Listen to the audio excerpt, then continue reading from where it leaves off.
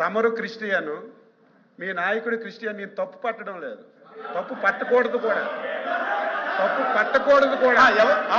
కానీ శాసన మండలిలో మంత్రి గారు బాధ కలుగుతుంది, నేను తీసుకోను. బాధ కలుగుతుంది.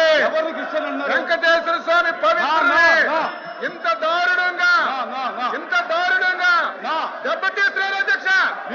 ప్రతిరోజు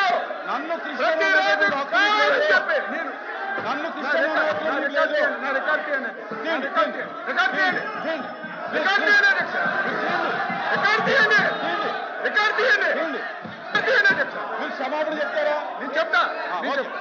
కూర్చోండి, కూర్చోండి,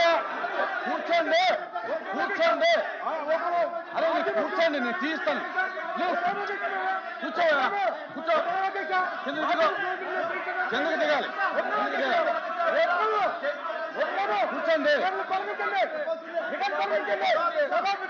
కూర్చో.